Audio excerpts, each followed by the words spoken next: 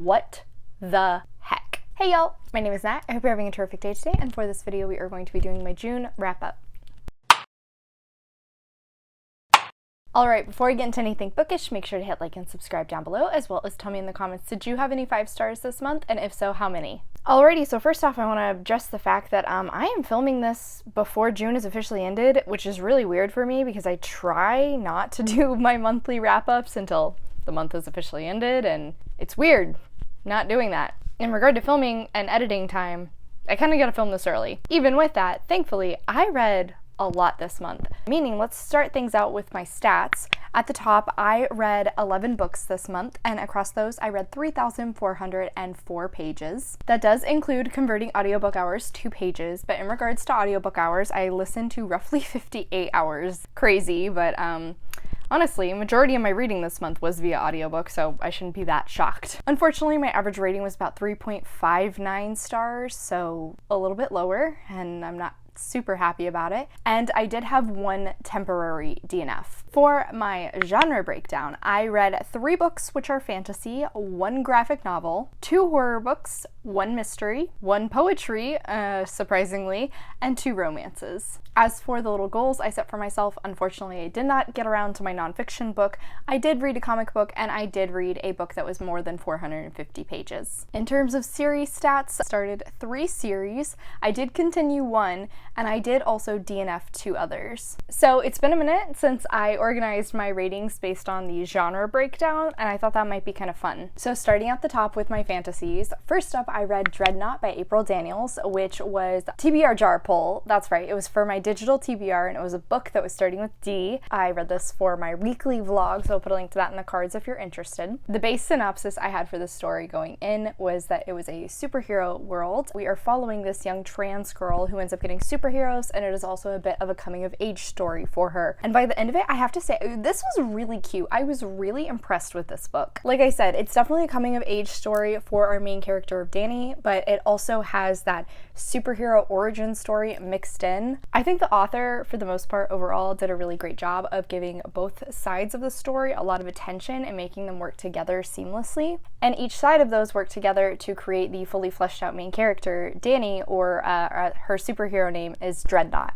There was a lot of depth to her, there was a lot of nuance in her character, but at the same time she still felt like a 15-year-old girl. At the start of the book, Danny is more male presenting, and after she gets her abilities, they actually transform her body into the ideal self she has always pictured, meaning she gets a feminine presenting body. And I thought the author did a really great job of showcasing how that transition affects Danny's everyday life, not just in terms of how she views her own body and the improvement it has on her body dysmorphia, but also in terms of her body's reaction to having more estrogen now, and then also the external changes she has to deal with now that she is more feminine presenting, the misogyny she experiences in her everyday life. Across the board, I was really impressed with how all of that stuff worked together. That aspect of the story alone was just phenomenally done, and I think the author incorporated all of it very well. Across the board in this book, Danny really struggles with her identity in the story. There is a lot of transphobia from outside characters. There's also a lot of homophobia in the story. Danny is also a gay woman. Yes, this could get a little heavy to read at times, but even with that, I was invested the entire way through. Another thing that really impressed me with this book, though, is the world building. It's a superhero world. I mean,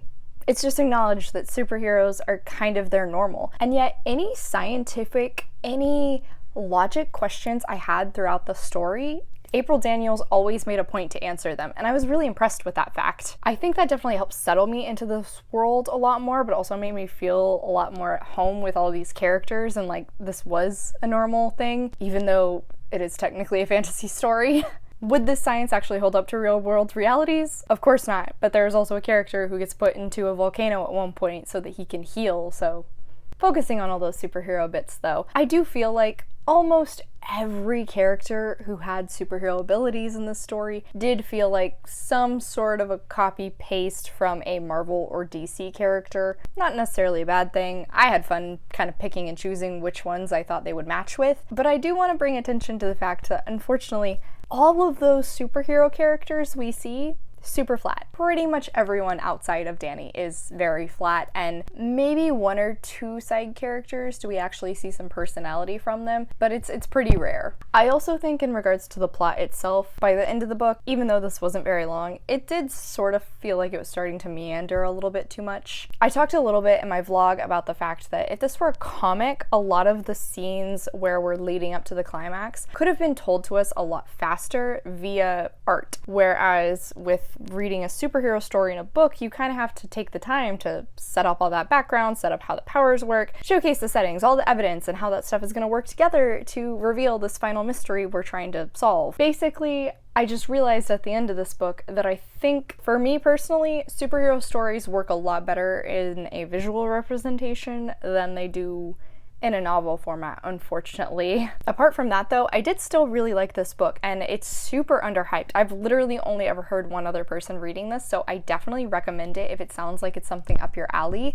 I am planning to continue the series though, and I'm really excited to see more of Danny. At the end, I gave this book 4 stars. Next up, in regards to fantasies, I read Even Though I Knew the End by C.L. Polk, which was a bit of a random pickup for me. I'd heard a lot of people talking about this book lately, and so I finally decided, what the hey, I'll check it out. It was only like a 3-hour audio. All I knew going into this book was that it was a fantastical mystery set in, I think it's supposed to be like 1930s, maybe 1940s Chicago, and that there's a queer love story in it. That's all I knew. But turns out there's actually a Faustian deal going on in the story where our main character, Helen was originally a part of this secret society of magical beings. They work to investigate mysteries, but unfortunately, after the Faustian deal happened, Helen was kicked out, and now she is working as a bit of a private eye. She ends up getting involved in this mystery that is a lot more than she was expecting. Right from the start, the old school atmosphere and the dialogue automatically pulled me in. This sets you in that world perfectly. I love that the author stayed so true to that setting the entire way through. Terminology that's dropped, the setting that is created, the characters and how they're talked about, like all of that just reinforced the atmosphere in the story, and I loved it. I felt completely immersed in the world, and because of that, I was all the more engaged. This was just a supernatural mystery that was a really fun ride, and like I said, pretty short. I wouldn't be surprised if a lot of people liken this to Supernatural, but personally I couldn't help kind of going more the angel route. But then there were actually some turns in the mystery that started making me think of my favorite movie, Dogma. I think that just automatically made me love this even more. The bits we were able to learn about the magic system were really intriguing, and then there are a lot of religious tie-ins with that as well, all of which made me hungry for more. And kind of the base issue I had with this book is it's a novella, and I wanted more. I wanted more from it. Unfortunately, because of the length, I just wasn't super invested in the characters. The plot and the world had me a lot more engaged than the characters ever did. I liked Helen, but I didn't feel super strongly about her, and because of that, I didn't really care about her romance with Edith too much. In the end, basically, I just wish this was longer so I could have more time with it, more time with the characters, and then I think I would have been even more into the rest of the story. But overall though, my rating did come down to I think it was about a 3.75, so for the sake of this video, I'm gonna say 4 stars. Next, we're gonna talk about my comic, which was Miss Marvel Volume 8 Mecca by G. Willow Wilson, and this was continuing my Miss Marvel run, obviously. I felt like this series had really hit its stride in the last volume. Unfortunately, this one felt like a step back because it's really segmented. The first 3 issues are sort of their own storyline, and then the last 2 issues are a different storyline. On top of that, there's different artists for each of those stories, making this just feel really broken down, and that just doesn't really make sense when you're reading a bind-up of that single character and her story. Not to mention the fact, the first 3 issues sort of felt like a rehashing of a previous plot we'd followed, and I think it was volume 5, Civil War II. The only reason I didn't knock my rating down more because of that is due to the fact that there was more focus on Kamala herself in it. There was a lot more introspection around her character, trying to deal with imposter syndrome and really exploring more of her background, because the events of that story also take place during Eid, and so I love seeing more of her culture. The latter 2 though have a team up with Red Dagger, who is another superhero character that I don't feel super strong about, and I think it's weird that The authors seem like they're trying to push a little bit of romantic tension between Red Dagger and Miss Marvel when I just don't see it. Those 2 issues are focusing on Red Dagger and Miss Marvel trying to stop a runaway train.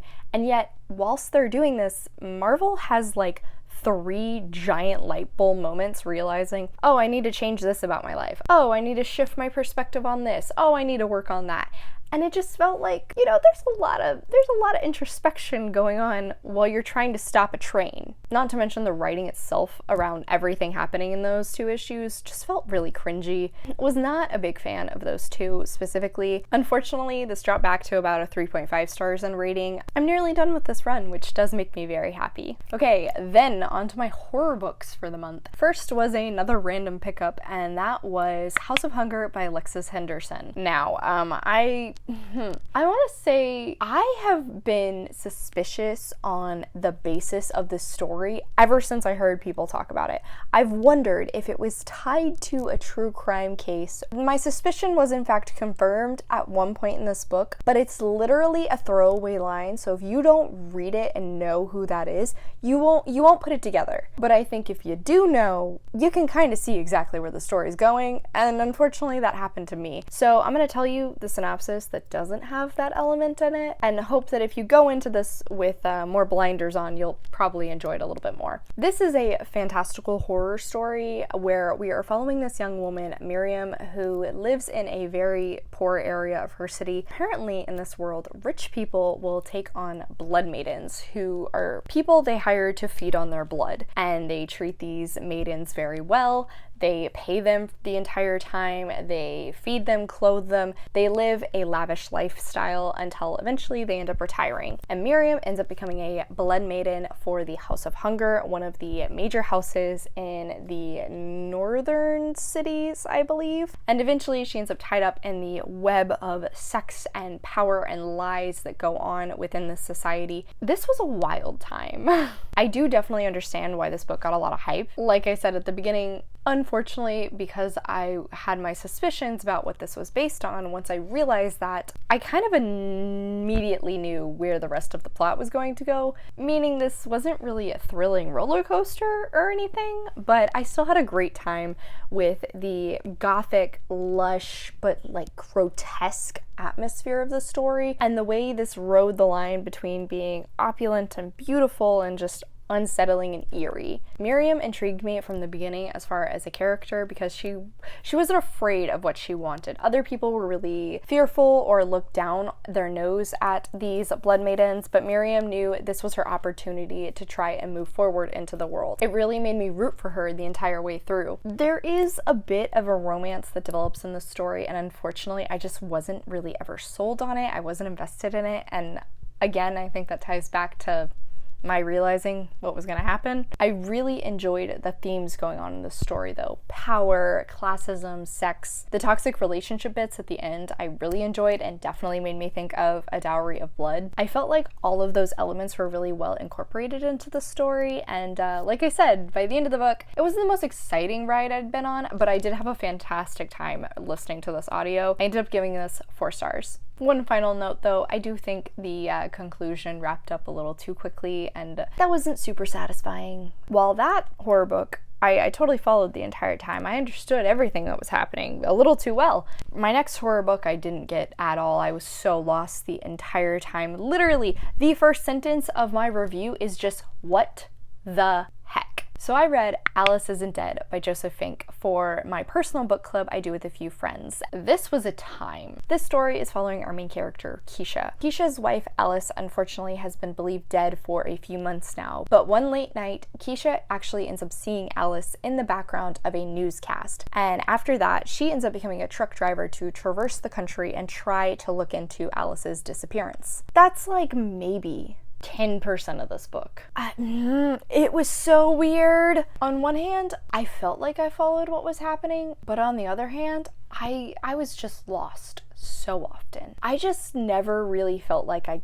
got it. I never got what was taking place in the book, the importance of that, and like how all of these events were gonna mesh together to create a full story by the end. The horror of this book is sort of human, but it's also not. I would have no idea what to label the horror in this story as. The pacing of it was all over the board. I think there were 5 parts in this book, and by the end of part 1, I was like, this is it. This is the end of the story. I don't know where things can possibly go from here. And yet they continued. Sometimes this was really fast paced, sometimes it was very suspenseful, and then other times there would just be these long slogs. I guess we're like investigating things that have been revealed. And then there's interruptions revolving around 𝗖cie and Alice's relationship, which is a whole nother thing that I'm just not gonna get into because I didn't really care that much. Anytime I felt like I finally had a hold on the plot of the story, it would change again. There would be some new introduction, some new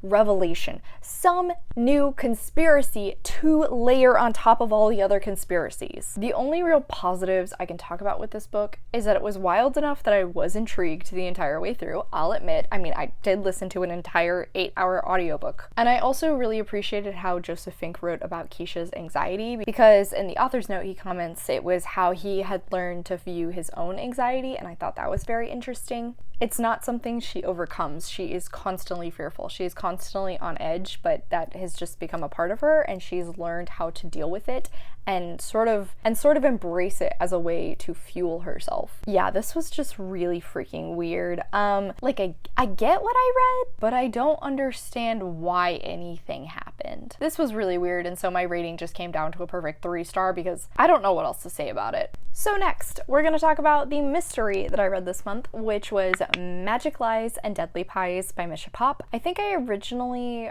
heard about the Pyramid Book Club reading this book. I was in the mood for a cozy mystery, wanted something that had some queer elements in it, and remembered this existed. So in this story, we are following our main character, Daisy, who is the pie girl. She bakes pies. However, she has a magical ability to imbue her pies with emotions, almost, or intentions? Yeah, let's go with intentions. That's a good thing. So she ends up sort of having her main bakery business, and then she has a job on the side where she will basically bake pies for shitty men and give them to women to deliver to said men so that those men will go away, no longer be around. Unfortunately for Daisy though, somebody ends up figuring out what her scheme is, and she is being blackmailed by that person. So on one hand, this is a cozy mystery, but on the other hand, Daisy's also kind of like the bad guy in a sense. It was interesting, I'll put it that way. And that sort of a setup definitely didn't make this stand out and was sort of the reason I put it on my TBR. However, by the end of this book, I was just a little underwhelmed, honestly. I really liked the premise, and once we got into the mystery, I was very interested by it.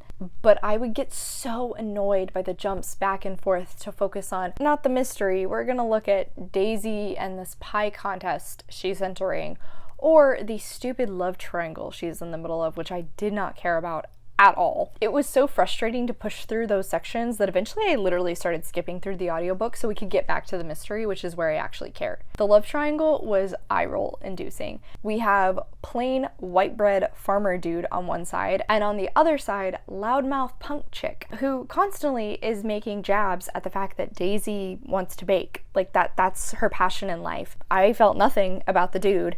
And the woman just frustrated me because she was constantly looking down her nose at Daisy for doing what she loved, while at the same time spouting all of this feminist rhetoric. That's fine, I agree with all of the feminist rhetoric, but you do realize a big element of feminism is the ability for a woman to choose what she does. If she chooses to bake pies because that's what makes her happy, why are you judging her for it? Like I said, I agreed with a lot of the feminist topics that were being brought up in the story, but oftentimes the writing around them just felt really preachy. Maybe that was due to the audiobook and how it was delivered, but I don't know. It was one of those where it's like, I agree with you, but is this really the place or time to be sliding these comments in? At the end of the book, I thought it was just fine. It was really quirky. I guess it was kind of fun, and you know, the mystery did end up taking a bit of a turn that I was not anticipating. So my rating came out to about 3.5 stars, but I'm definitely not going to be continuing this series. Finally, the one book from my physical shelves that I can actually talk about, Clap When You Land by Elizabeth Acevedo, the single poetry book I read this month, and probably the only poetry book I will read for a long time. This story is following two girls who are half sisters, and only discover each other's existence after their father ends up dying on a plane crash going from New York City to the Dominican Republic. That plane crash was actually based on a real event, which I thought was really interesting, and the best element of the story for me was the way grief was handled in it, and how these two are so desperate for a relationship with each other so that they can have one person in the world that can understand the grieving process they're going through. From the get-go, I've been very upfront about the fact that this is written in verse, and I'm not a poetry girly. We've never worked out, and unfortunately I do think this book kind of just reinforced that for me, because personally my feelings on it were that it was fine. I guess the rhythm was pretty well done, and I liked the way metaphors and repetition were used in the story, but that's the extent of my thoughts. The audiobook had dual narrators for each of the sisters' perspectives, but unfortunately I didn't feel like their voices were distinct enough to keep them separate, because even with the dual narrators, it took me a while to figure out, like, okay, this is this person, this is this person. As I said, I think the story and the focus on grief in this book is really phenomenally done. The way each of these girls are struggling with their processing of their grief due to the realization that their father has been keeping this whole other life away from them, the impact that their father's death had on the individuals around them, and the relationship that the girls had with those people as well. I did feel like there was a lot of emotion in this book, and I really could feel that coming off the page. I think the writing style lent well to the setting and the atmosphere, but I don't think it really did great for the characters. By the end of the book, I sorta knew both girls, but I didn't really feel like I fully understood them, and I think a major element of that is just we didn't have as much time with them. Since this is written in verse, it's deceptively long. It's really not that big of a book. The audio was roughly 5 hours, so I just wanted more time with them to really get to know them and then see all of that grief and their dealing with it. In the end, because of all of that, my rating came down to about 3.5 stars. I think I liked this for those positive elements, but I'm not super shocked that I didn't like it more than that. Next up for my romance books of the month.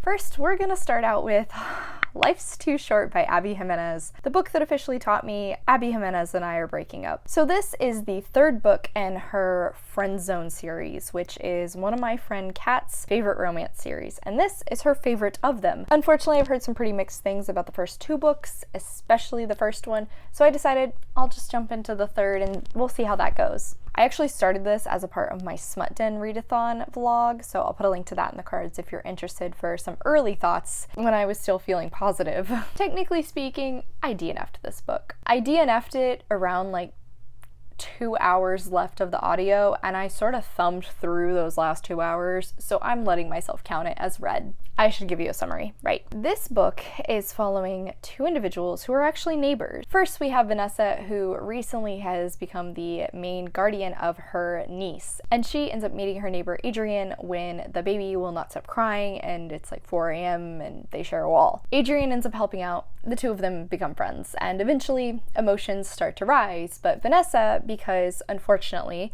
her family has a history of ALS, constantly puts the brakes on. She is certain that she is going to die by the time she is 30 and is just trying to get everything in her life in order to ensure her family can move on and that this baby will be cared for. On the opposite side, we have Adrian, who is basically a hot lawyer dude, and like, I guess his mom started redating his bio dad, but he hated his bio dad, and so like that caused drama. That was nothing in comparison to all of the drama going on in Vanessa's life. Like I said, in my vlog, you can see me talking about this book quite positively. I think this had a really strong introduction. I thought it was funny, I was intrigued by both of the characters, but once we got into the real meat of the story, sweet baby Jesus and the grown one too, oh my god, there was so much going on. First up, like I said, there's some serious topics going on in the story, which is something I tend to really like with my romance books, but there was too much in Vanessa's. When one character is dealing with 3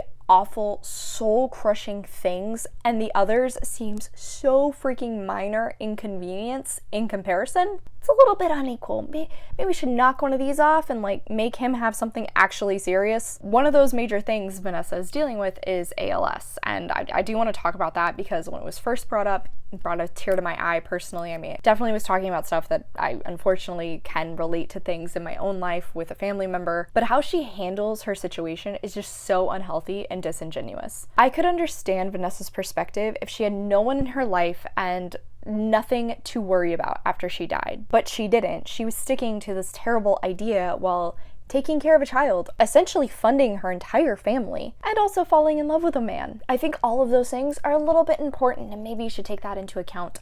You know, I'm just gonna explain. Vanessa has this perspective that she knows she has ALS because all the women in her family have had ALS.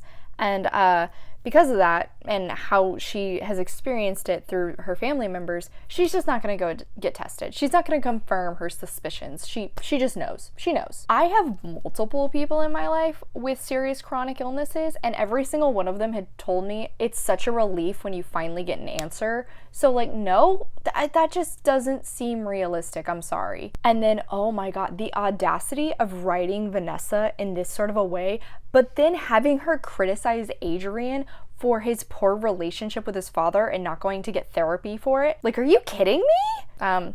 Pulling it back a little bit, I thought the friendship that developed between Adrian and Vanessa was really sweet. I really liked their banter. I thought they had really solid chemistry, and I loved the way that he cared for baby Grace just as much as she did. However, like I said, I had 2 hours left in the audiobook, and that's when they were finally confessing their feelings to each other. 2 hours left. It just dragged out way too long, and between this book and yours truly, I realized 𝗖cie Jimenez's slow burn style, not for me. No, can't do it. Between these two books, I just feel like she relies a little bit too much on easy excuses and simple misunderstandings. By the time they finally came together, I just wasn't invested anymore. That was when I started skipping through things. Third and final, there is no logic when it comes to these two's jobs. Unless Vanessa is like Mr. Beast level successful, there is no way a YouTuber can be supporting herself, a baby, her father, her sister, her brother, not to that comfortable level. She's also constantly traveling and talks about, you know, she's gonna live for a short time, so like, why would she need savings? And it's like, no. And then on the opposite side, Adrian is a partner at a relatively successful criminal defense law firm. He's actually basically the face of it. And yet he's constantly calling off to, you know, take Vanessa to do things, to help her out with her family, to take her niece to doctor's appointments. I would get it if it was his own kid, but I have a hard time believing his fellow partners and boss are just letting him do that left and right. So in the end, I'm gonna give this book 2 stars because I'm annoyed at just all of that. 𝗖cie Jimenez and I have broken up.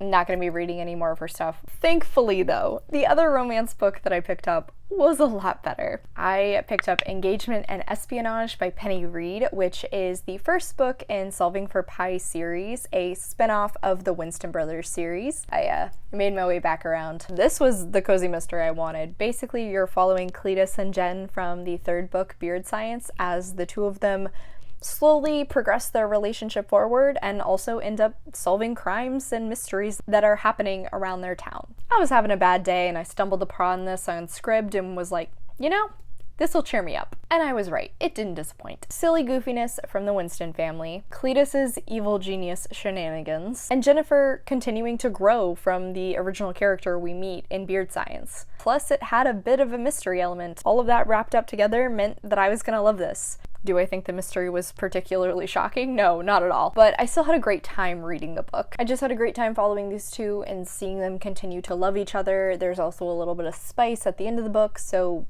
yeah, this got 4 stars. It was a good read. Finally, the last book I read this month, which falls into the sci-fi category, was All Systems Red by Martha Wells. This is the first book in the Murderbot Diaries series, a collection of novellas following Murderbot, who is a murder bot, but really all they want to do is just lay around every day and binge watch TV shows. When we start this one, Murderbot is actually on a mission with this team of individuals exploring a planet, but eventually they find out that things might be a little bit more dangerous than they're expecting. I'll admit, when I started into this, I was really invested because it starts off with a bang, there's a lot of action, but was totally lost whenever we met all of our characters. Really though, the selling point for this book for me was Murderbot themselves. They were absolutely hilarious, so relatable, and I just had a really good time watching them interact with all of these individuals and slowly kind of starting to trust them, actually make friends almost. The camaraderie between the team and then the dynamics that Murderbot develops with each of them